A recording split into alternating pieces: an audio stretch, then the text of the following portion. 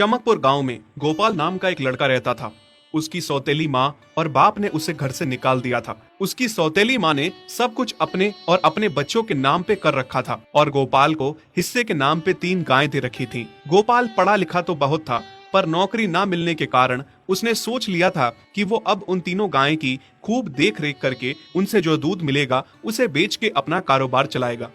अब मैं बिल्कुल अकेला हो गया हूँ। गौ माता, तुम तीनों के अलावा मेरा अब कोई भी नहीं है। बस मेरा घर चलाने के लिए तुम तीनों को मेरी मदद करनी होगी। तीनों गायें बहुत ही हट्टी कट्टी और जवान थीं और रिश्ते में भी एक दूसरे की बहनें लगती थीं। चंपा, चमेली और मैना। मैना सबसे बड़ी और समझदार गाय थी।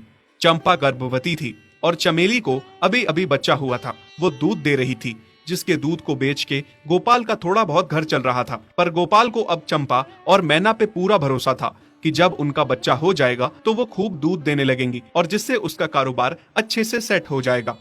देखा चमेली बहन, हमारे मालिक को कितनी उम्मीदें हैं हम तीनों से।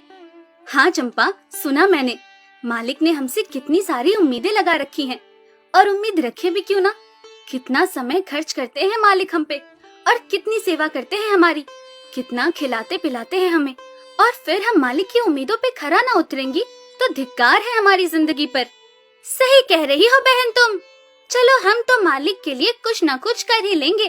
तुमने बच्चा दे दिया है, दूध भी दे रही हो, मैं भी गर्भवती हूँ। थोड़े दिनों में मैं भी बच्चे को जन्म दे दूंगी, फिर दूध भी देने लगूंगी। लेकिन इस मैना दीदी को देखो, हम दोनों से बड़ी हैं, एक बार भी बच्चा ना दे पाई आज तक।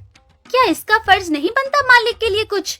ये तो बड़ी हैं, हमसे ज्यादा इसको मालिक के लिए करना चाहिए था, लेकिन हम छोटी होकर इतना सोच रहे हैं। तुम दोनों ऐसा क्यों कह रही हो? क्या गलत कह रहे हैं हम? सही तो कह रहे हैं। कितने सालों से बांझ पड़ी हो तुम। ऐसा कैसे कह सकती हो तुम? बच्चा देना ना देना मेरे हाथ में थोड़े ना है। मैं भी तो माँ बनना चाहती हूँ ना। मैं भी चाहती हूँ कि दूध दूँ और मालिक को मेरे दूध से कुछ फायदा हो। अरे तुम क्या बच्चा दोगी जो इतने सालों से नहीं दे पाई? तुम ये ख्वाब लेना बंद करो कि तुम बच्चा दोगी और तुम्हारे दूध से मालिक को कोई फायदा होगा। दोनों छोटी बहनें बड़ी बहन मैना की बेबसी का मजाक उड़ाती हैं और उस पे हंसती हैं। इस बात से मैना बहुत दुखी होती है और रोती है कि उसी की बहनें उसको दिलासा देने की बजाय उसे ताने मार रही हैं, उसका मजाक उड़ा रही हैं। फिर एक दिन गोपाल का पड़ोसी उससे कहता है, अरे गोपाल, तुम्हारी 2 गायें तो ठीक है, एक गाय का क्या है? उससे तुम्हें कोई फायदा नहीं है, बेच क्यों नहीं देते उसे? अरे नहीं नहीं भाई साहब, बेचना क्यों उसे? अभी बच्चा नहीं दे रही तो क्या पता कल वो बच्चा दे दे। कोई भी काम जल्दबाजी में नहीं करना चाहिए। अरे नहीं गोपाल, मेरे कहने का ये मतलब था कि तुम्हें अपना कारोबार जल्द खड़ा करने की जरूरत है, क्योंकि तुम्हारे घर वालों ने तुम्हारे साथ जो कुछ भी किया वो बहुत गलत था। अब तुम्हें जो भी करना है अकेले ही करना है। आगे शादी भी तो करनी है तुम्हें, उसके लिए भी खूब पैसा कमाना पड़ेगा। जब तुम्हारी सारी गायें दूध देंगी तभी तो कारोबार अच्छा चलेगा ना। हाँ, बात तो तुम सही कह रहे हो भाई। मेरी मानो तो तुम अपनी गायों को क्रॉस करवा के देख लो, शायद उससे बच्चा हो जाए। हाँ, ये सुझाव तुमने सही दिया, मैं कल ही ऐसा कर लेता हूँ। सुना तुमने मैना बहन मालिक की बातों को? कितना परेशान है मालिक तुम्हारी वजह से, पर तुम्हें तो कोई बात कह ही नहीं सकते। झट से बुरा जो मान जाती हो तुम। मैना ये सब सुन के बहुत दुखी होती है, पर करती भी क्या, उसके हाथ में कुछ नहीं था। गोपाल ने मैना को क्रॉस करवा के भी देखा, पर उसका भी कोई फायदा नहीं हुआ। गोपाल, जो सुझाव मैंने तुम्हें दिया था, क्या वो तुमने आजमाया? हाँ भाई, वो भी करके देख लिया, पर उसका भी कोई असर ना हुआ। ये गाय किसी काम की नहीं है गोपाल, मेरी मानो तो इसे बेच दो। मैं सोच रहा हूँ एक बार फिर से क्रॉस करवा के देखता हूँ, शायद कोई बात बन जाए।